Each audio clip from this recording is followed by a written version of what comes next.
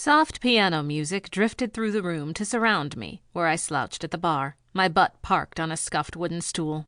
I took a sip of my drink, a rum-based concoction known as a hurricane, wriggled on my seat cushion, and clasped both hands around the tall, curvy glass. I twirled the twin straws, watching the ice cubes dance within the red liquid.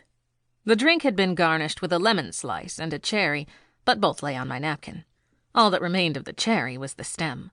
I took one more sip of my hurricane, leaning back in my stool to savor the sweet, fruity flavor of the drink, eyes closed. As the cool cocktail slid down my throat, I opened my eyes to survey the room. I'd come to the piano bar at Pat O'Brien's, one of the most famous bars in New Orleans, in search of relaxation after a long flight from Colorado Springs. The brick walls and aged wood ceiling lent the place a historical feel, while the beer mugs hanging on the wall behind the bar made it clear this was a place for imbibing. Giant mirrors hung on the far wall, projecting images of the room. People occupied every one of the 30 or so tables behind me, as well as every bar stool, save for the one between me and the wall. Past the adjacent empty stool, I spied the entrance doors and the dim lighting in the alley beyond, where artificial bulbs gave in to the darkness of the night. On the other side of the alley, another doorway led into the main bar of Pat O'Brien's.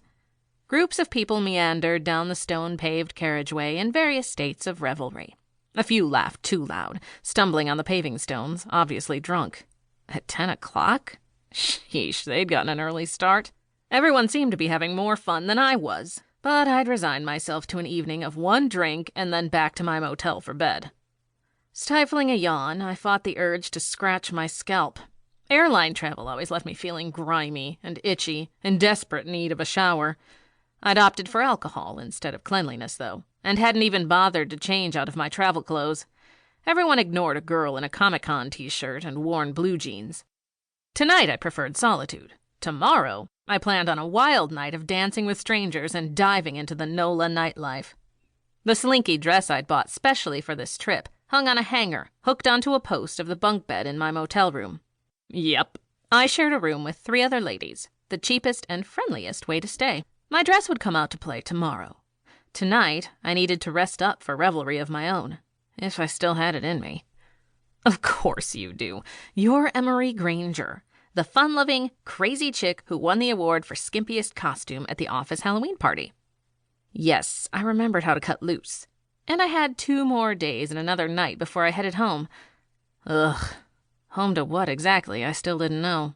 Unemployment sucked, but the 9-to-5 grind inside a cubicle in a windowless office had cramped my style big time. My phone warbled, indicating a new text message. Luke. I knew it was him before I wrestled my phone out of my hip pocket and saw my ex-fiancé's name on the screen. We'd stayed friends, like I had with all my exes, except for one, whose name I refused to even let into my thoughts. Might wreck my weekend vacation. Instead, I focused on the text from Luke. How's NOLA? With one finger, I typed my response. Awesome. The 10 feet of it I've seen so far. Show me. Everybody knew I loved a good selfie. What the heck? I held my phone at arm's length, elevated above my line of sight, and smiled broadly for the camera. I texted the image to Luke with a caption, Emery rocks the big easy, geek style. Luke's reply came seconds later. Cool, love the shirt. He included 2 emojis, a winking smiley face alongside a cocktail glass.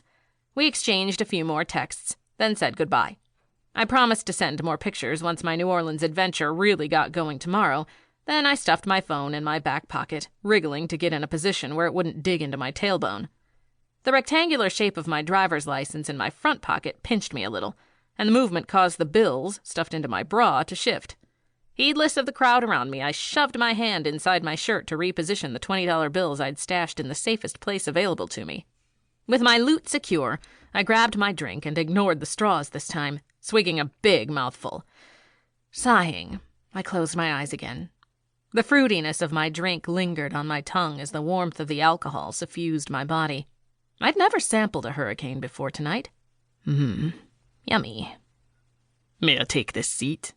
The rumbliness of the deep voice posing the question made my eyelids flutter open.